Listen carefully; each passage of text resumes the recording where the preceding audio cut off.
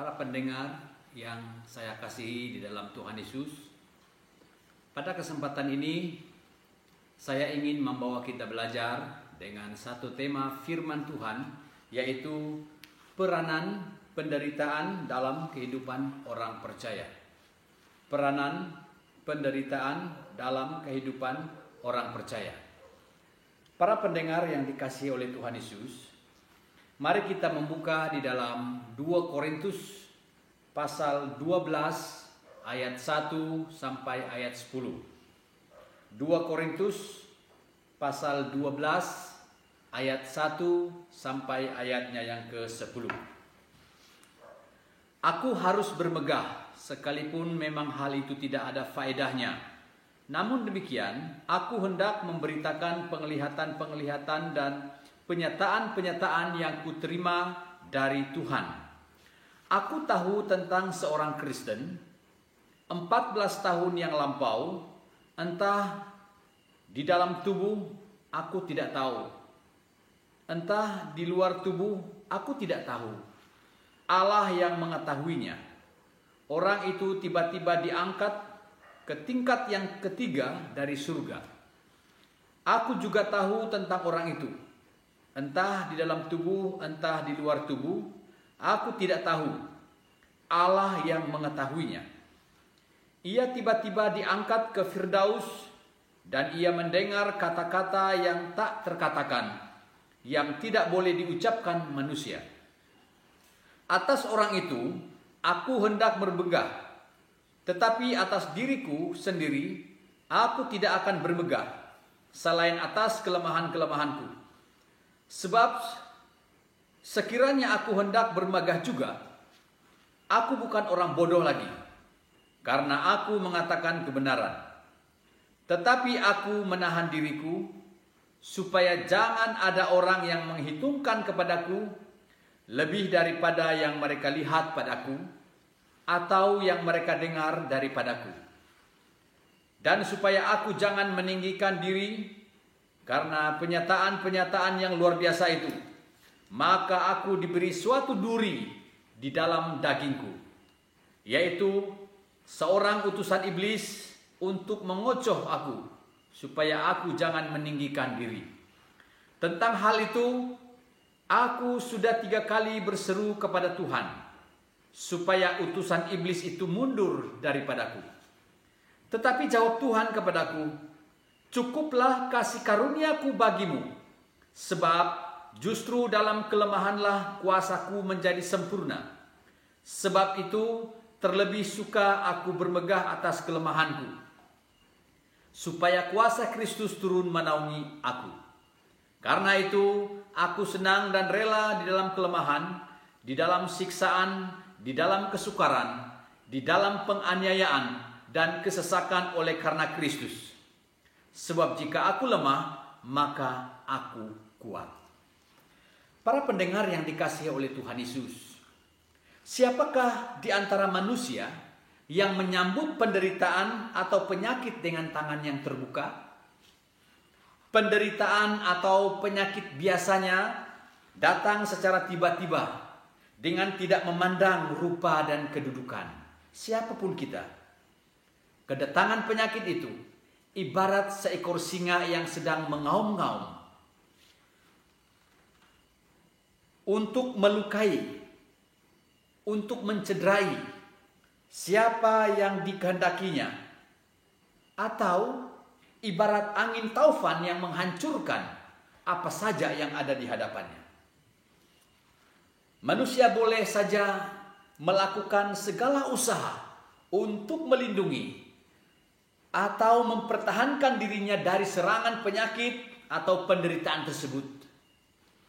Namun mau tidak mau, suka atau suka, penderitaan atau penyakit itu akan datang dan melaksanakan apa saja yang dikehendakinya. Para pendengar yang dikasihi oleh Tuhan Yesus, ada sebagian orang yang mempunyai sikap negatif terhadap penderitaan atau penyakit yang dialaminya. Ada yang beranggapan bahwa penderitaan, penyakit yang dialaminya itu sangat merugikan. Ada yang mengatakan bahwa penyakit yang dia alami atau penderitaan yang dia alami itu sangat merusakkan, bahkan merampas kebahagiaan mereka. Ini sebahagian orang yang punya pendapat seperti itu. Tetapi sangat berbeza dengan Alkitab. Alkitab tidak hanya memandang penderitaan, Alkitab tidak memandang penderitaan itu dari segi negatifnya, tetapi juga dari segi positifnya. Dengan kata lain, penderitaan atau penyakit itu tidak merugikan. Penyakit itu tidak merusakkan. Penderitaan itu tidak merampaskan kebahagiaan. Ini kata Alkitab. Ada kalanya penderitaan atau penyakit itu justru menolong kita. Seperti kata Paulus dalam suratnya kepada jemaat di Filipi, pasal yang pertama ayat 29, dia berkata, sebab kepada kamu dikaruniakan bukan hanya untuk percaya kepada Kristus, melainkan juga untuk menderita bagi Dia. Jadi, saudara yang kasih dalam Tuhan Yesus, penderitaan atau penyakit juga boleh menjadi berkat bagi orang yang percaya. Itulah sebabnya Yakobus menyarankan suatu sikap positif untuk menghadapi penderitaan atau penyakit tersebut. Kalau kita melihat sarannya itu sepertinya aneh dan agak mustahil bagi manusia, tetapi itulah realitinya. Kita lihat dalam Yakobus pasal 1 ayatnya yang kedua. Yakobus pasal 1 ayatnya yang kedua.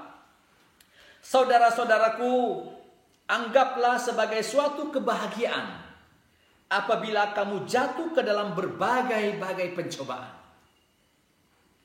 Yakobus pasal 1 ayat 12.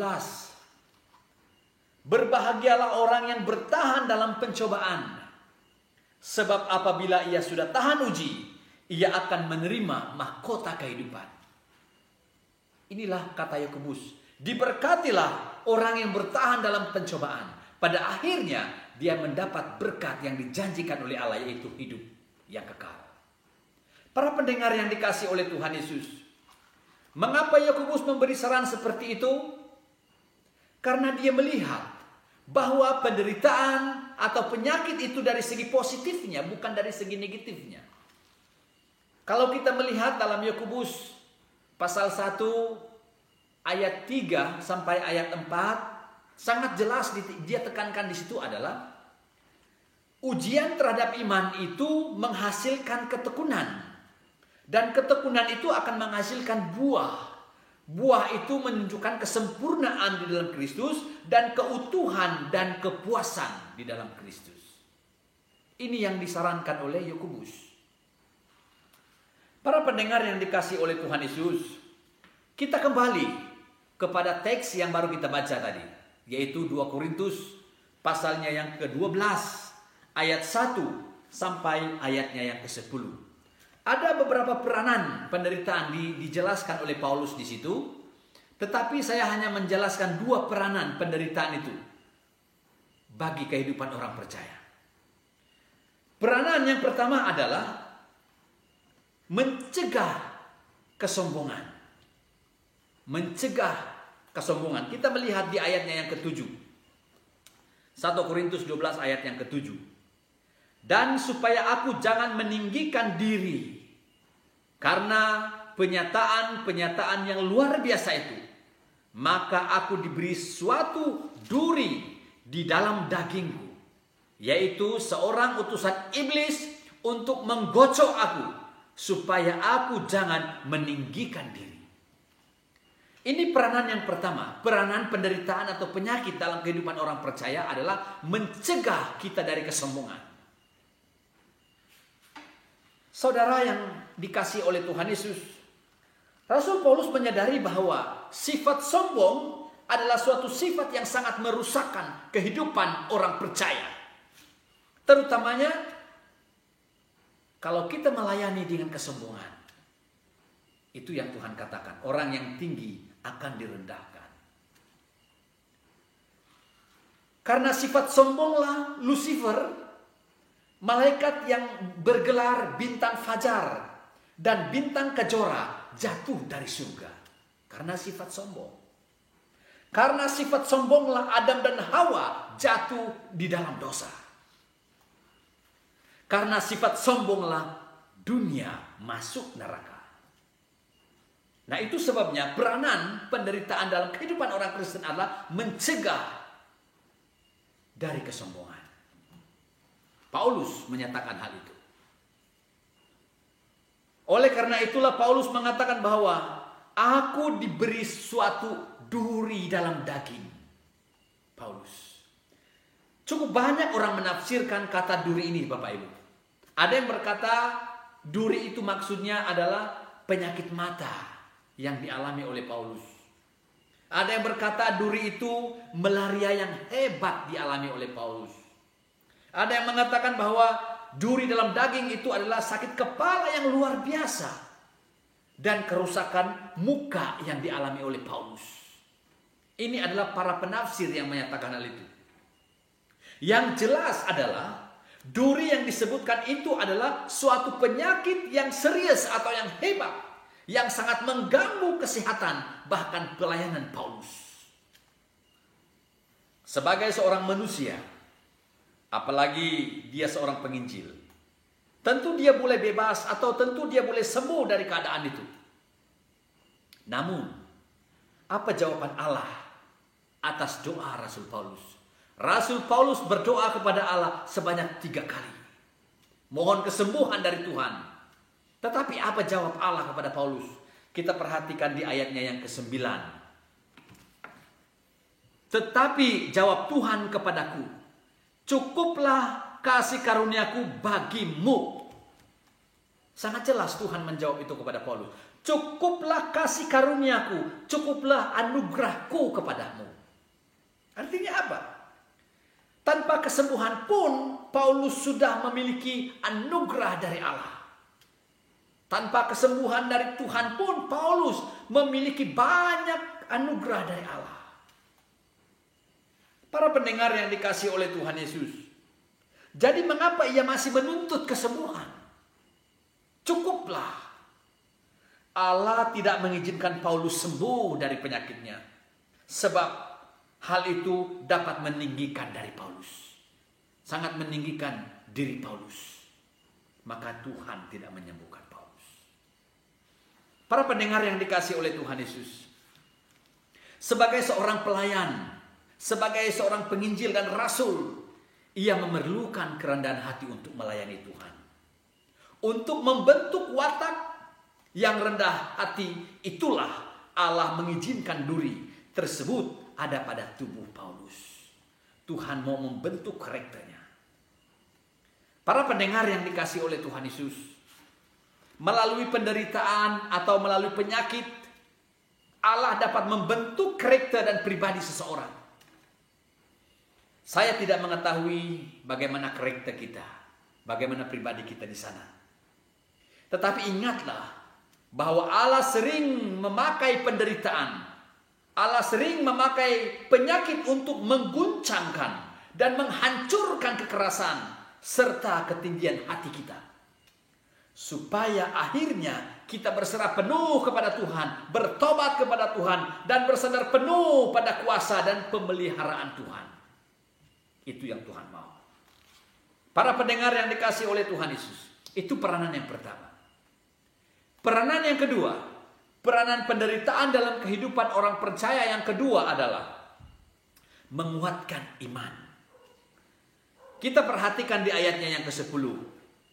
Karena itu aku senang dan rela di dalam kelemahan, di dalam siksaan, di dalam kesukaran, di dalam penganiayaan dan kesesakan oleh karena Kristus.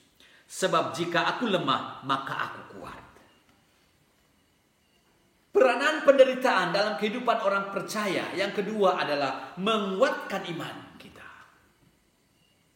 Para pendengar, tidaklah cukup jika kita hanya memiliki iman. Tetapi lebih daripada itu, yaitu iman yang kuat dan kokoh yang dapat bertahan. Itu dia.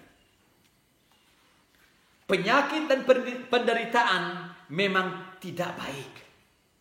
Tetapi jika kita merindukan iman yang kuat, saudara, bersiaplah untuk menerimanya.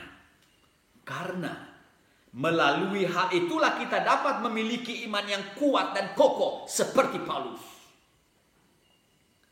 Para pendengar yang dikasihi oleh Tuhan Yesus, seorang pelajar tidak dapat melanjutkan pendidikannya ke pendidikan yang lebih tinggi kalau tidak siap masuk dalam ujian atau peperiksaan. Atau layang-layang tidak akan terbang tinggi kalau tidak ada angin meniupnya. Dalam setiap situasi dan kondisi kita memerlukan iman yang siap dipakai. Iman yang praktis dan iman yang efektif. Iman yang kuat, iman yang kokoh, iman yang siap pakai, iman yang praktis dan efektif adalah iman yang keluar dari dapur api pembakaran. Jadi, jika saya dan saudara-saudara merindukan iman seperti itu, bersiaplah untuk dibakar, ditempa dengan sesungguhnya. Barulah kita melihat ketekunan iman kita kepada Tuhan, kesungguhan iman kita kepada Tuhan. Saudara pendengar yang dikasihi oleh Tuhan Yesus, apa artinya sebatang paku kalau tidak rela merasakan tukul atau palu? Apa artinya hidup kita jika kita tidak rela merasakan kepahitan dan penderitaan? Inilah hidup.